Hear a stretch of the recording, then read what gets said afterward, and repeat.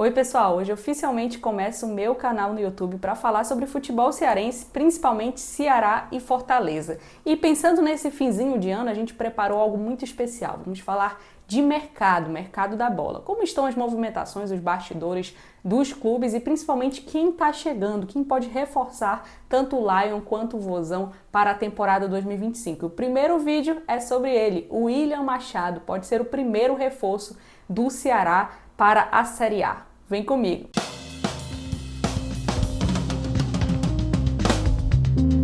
E agora nós vamos começar a nossa análise do William Machado. William Machado que terá sua segunda passagem pelo futebol cearense. Ele já foi jogador do Ferroviário lá em 2020, passou pela base do Criciúma, onde foi formado, outros times do sul do Brasil também. Vamos trazer um pouquinho o perfil desse jogador, um jogador de 28 anos, ou seja, não é nenhum jovem, né? Nem um jogador mais experiente, então é um jogador que está ali numa idade intermediária, o que para um zagueiro é muito bom, porque aponta, né? Pode apontar uma certa maturidade, ao mesmo tempo que tem margem de crescimento e ainda tem aquele vigor físico que é tão importante, principalmente pensando numa Série A.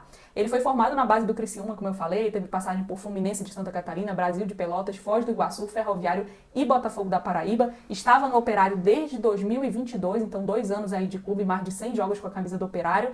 Esteve nessa campanha do Operário, que o Operário terminou em 7º lugar na Série B de 2024, uma boa campanha considerando os objetivos do Fantasma na competição. Terceira melhor defesa o Operário teve na Série B, empatado com o Santos, levou apenas 32 gols em 38 rodadas, o que significa menos de 1 gol por jogo, então foi realmente um time que o próprio nome já diz, um time operário. O Ceará jogou 2 vezes contra o Operário, teve sim dificuldade contra o Operário, foi uma equipe que trouxe dificuldade. Ele fez 49 jogos nessa temporada, então um jogador bem frequente, ali um dos mais frequentes com a camisa do Fantasma, 2 gols e 1 assistência. Então não é aquele jogador que tem números assim que chamam tanta atenção em relação a gols e assistência, até porque é um defensor. Então, bom, quero destacar aqui em relação aos pontos fortes do William.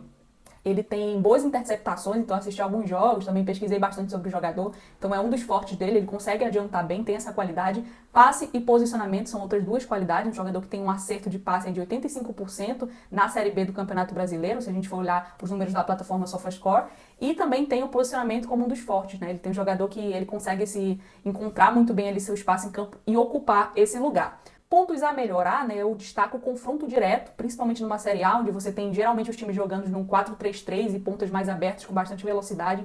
Então acho que é um ponto a melhorar pro William. E também a velocidade, até porque a gente está falando de um jogador que tem 1,86 m. É um jogador alto, e isso a gente sabe que compromete a mobilidade, mas o William, ele é um jogador que tem essa qualidade aí no passe, nas interceptações, no posicionamento e tem esses pontos a melhorar. Em relação ao extracampo, ele é um bom jogador também, um bom de grupo, né? Aquele jogador que se torna líder do elenco. Ele pode chegar um pouco mais acanhado ao Ceará, até porque vem de uma passagem de bastante tempo na equipe do Operário, de 2 anos, mas o fato é que ele pode sim se tornar esse líder, né? Não é um jogador que compromete ali a harmonia do extracampo, isso é bastante positivo. Outro ponto positivo em relação à disciplina, né? Porque a gente sabe que muitos jogadores acabam sendo suspensos com frequência, né? E isso não vai ser o caso dele, pelo menos não, se ele for espelhar o que fez esse ano na Série B. 5 cartões em toda a Série B, sendo 4 amarelos e 1 vermelho. Então o jogador que costuma jogar os jogos não fica fora das partidas por cartão, isso é bem positivo também, pensando no Vozão. Vou colocar algumas imagens aí dele jogando, né, um pouquinho do histórico dele. Ele é canhoto, como eu falei, foi formado na base do Criciúma, chamou atenção por essa estatura também, tem jogadores que chamam atenção por isso, mas acabam não conseguindo se consolidar. Ele foi bem diferente, né, já jogou também pelo Fluminense, pelo GE Brasil, Maringá, Foz do Iguaçu, Ferroviário. A passagem pelo Ferroviário não estava numa situação muito boa lá em 2020, então ele teve 29 jogos e apenas 1 gol, né? Não participou tanto, depois seguiu para o Botafogo da Paraíba, está sendo procurado também, né? O Ceará venceu a concorrência aí do Coritiba e também da equipe do Atlético Mineiro, que estava de olho no William Machado, então jogador que tem qualidade. Eu acho que um outro ponto de receio, o torcedor tem razão quando pensa isso, tá?